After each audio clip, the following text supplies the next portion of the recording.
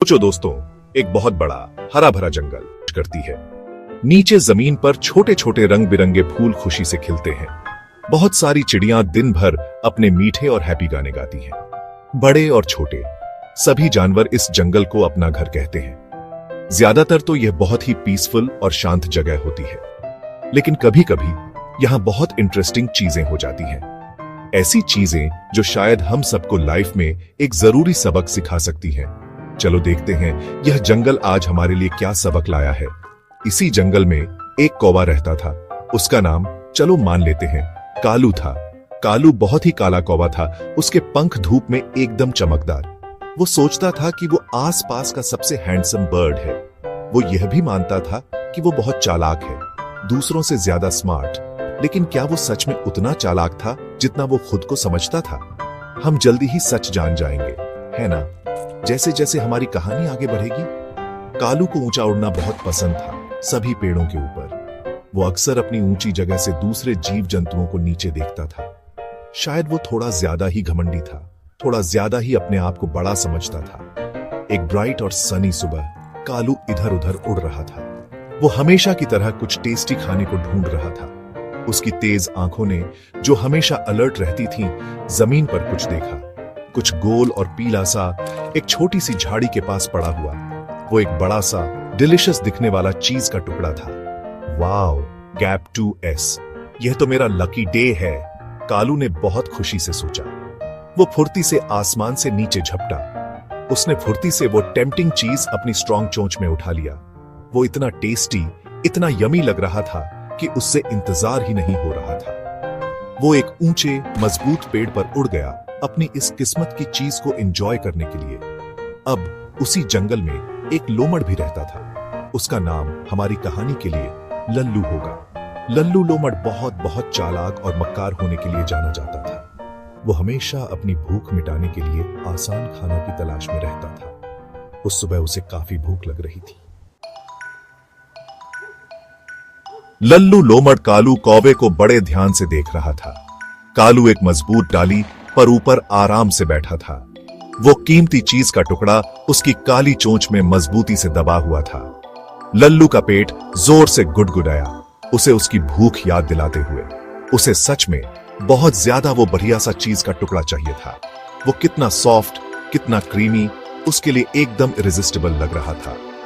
वो जोर से सोचने लगा। उसका दिमाग तेजी से दौड़ रहा था। मैं इसे कैसे हासिल करूं? एक नॉर्मल पीछा, वो जानता था, बिल्कुल काम नहीं करेगा। कौवा तो बस अपने पंख फैलाएगा और आराम से उड़ जाएगा। नहीं, उसे एक बहुत ज्यादा क्लेवर और शातिर प्लान चाहिए था। लल्लू जंगल में अपनी क्लेवर चालों के लिए काफी फेमस था। वो मीठी और चापलूसी भरी बातें करने का पक्का मास्टर था। वो जानता था कि घमंडी जीवों की अक्सर एक बड़ी कमजोरी होती है। उन्हें अपनी तारीफ सुनना बहुत पसंद होता है ना? इससे उन्हें अच्छा लगता है। कालू कौवा यकीनन एक बहुत घमंडी पक्षी था, यह तो साफ था। हाँ, लल्लू ने अपने मन में सोचा, एक चालाक मक्कार मुस्कान के साथ मैं ऐसे शब्द इस्तेमाल करूंगा जो सबसे मीठे शहद जैसे मीठे होंगे। ऐसे शब्द जो उसे रिझा लेंगे और उसे उसकी सावधानी भुला देंगे। यही मेरा क्लेवर तरीका होगा वो डिलिशियस चीज पाने का। वो धीरे धीरे और चुपके से उस ऊंचे पेड़ की तरफ चलने लगा। लल्लू लोमड़ आखिरकार उस ऊंचे पेड़ के नीचे पहुंच गया। उसने कालू की तरफ ऊपर देखा, अपना सबसे फ्रेंडली चेहरा बनाते हुए। गुड मॉर्निंग मेरे प्यारे कालू, उसने खुशी से आवाज लगाई। उसकी आवाज जानबूझकर सॉफ्ट, पोलाइट और गर्माजोशी से भरी हुई थी। कालू ने अपनी डाली से नीचे देखा, इस बात से थोड़ा हैरान होकर। लोमड़ आमतौर पर उससे इतने प्यार से बात करने की तकलीफ नहीं उठाता था। तुम आज खास तौर पर बहुत वंडरफुल और चमकदार लग रहे हो, लल्लू ने बड़ी सफाई से कहा। इतने शानदार, इतने बड़े, अपनी डाली पर ऊपर बैठे हुए, जैसे कोई सच्चा राजा गर्व से अपने शानदार सिंहासन पर बैठा हो। कालू के सीने में थोड़ा सा घमंड फूलने लगा। कालू कौवे ने जवाब में कुछ नहीं कहा। जाहिर है वो सच में बोल भी नहीं सकता, है ना? उसकी चोंच इतनी भरी जो थी, उसकी चोंच तो उस कीमती चीज के टुकड़े को पकड़े रहने में बिजी थी, लेकिन वो लल्लू की हर बात बहुत ध्यान से सुन रहा था। उसने अपना सर एक तरफ झुकाया, अब थोड़ा क्यूरियस महसूस करते हुए। एक राजा अपने सिंहासन, उसने चुपके से अपने मन में सोचा, ये तो काफी हद तक मुझे जैसा ही लग रहा है ना? लल्लू, वो ध्यान से देखने वाले लोमड़ ने कालू के पोस्चर में हल्का सा बदलाव देखा। वो जान गया कि उसका क्लेवर प्लान अपना जादू दिखाना शुरू कर रहा था। अब उसे चापलूसी बहुत ध्यान से और होशियार बातों का सिलसिला जारी रखा। ओह कालू, मेरे प्यारे दोस्त, उसने कहा। उसकी आवाज नकली हैरत से भरी हुई थी। तुम्हारे पंख कितने ज्यादा काले हैं, इतने गहरे और रिच। वो चमकते हैं जैसे पॉलिश्ड हीरे, जैसे ऑब्सिडियन तेज धूप में। मुझे कहना पड़ेगा, मैंने पहले कभी इतने सच में ब्यूटीफुल पंख नहीं देखे। सच में ये पूरे जंगल में सबसे फाइन और सबसे शानदार है। कोई दूसरा बर्ड एक भी नहीं तुम्हारी स्टनिंग ब्यूटी का मुकाबला भी नहीं कर सकता। तुम इतने मैग्निफिसेंट और ब्रेथ टेकिंग नजारा हो देखने के लिए कालू। कालू ने अपना सीना और भी फुला लिया, बहुत ज्यादा घमंड महसूस करते हुए। वो लगभग अपने उन शायद वंडरफुल पंखों को संवारने ही वाला था। और तुम्हारी आंखें कालू, तुम्हारी अमेजिंग आंखें, लल्लू ने जोश से कहा। वो चमकती हैं जैसे अंधेरी रात के आसमान में सबसे चमकीले तारे। इतनी शार्प, इतनी इंटेलिजेंट, वो एकदम वाइब्रेंट लाइफ से भरी लगती है। और तुम्हारा रूप, तुम्हारा शेप कितना स्लीक, कितना सच में एलिगेंट है। जिस तरह तुम इतनी शान से रहते हो वो सच में रॉयल है। तुम्हारी हर चीज प्यारे कालू बस एकदम परफेक्ट है। नेचर ने सच में तुम्हें इतने इनक्रेडिबल गिफ्ट्स दिए हैं मेरे प्यारे दोस्त। तुम नेचर के ब्यूटीफुल क्रिएशन का एक सच्चा मास्टरपीस हो। कालू अब तक अपने आप को बहुत बहुत इंपॉर्टेंट और स्पेशल समझने लगा था। वो लगभग एक पल के लिए चीज के बारे में भूल ही गया। लल्लू लोमड़ एक छोटे से पल के लिए रुका, कालू को ध्यान से देखते हुए। उसने कौवे के अंदर घमंड को बढ़ते हुए देखा, जो उसे कमजोर बना था। अब वो जानता था उसके मास्टर स्ट्रोक के लिए परफेक्ट टाइम था। मेरे सबसे प्यारे कालू, लल्लू ने कहा। उसकी आवाज अब थॉटफुल और सीरियस थी।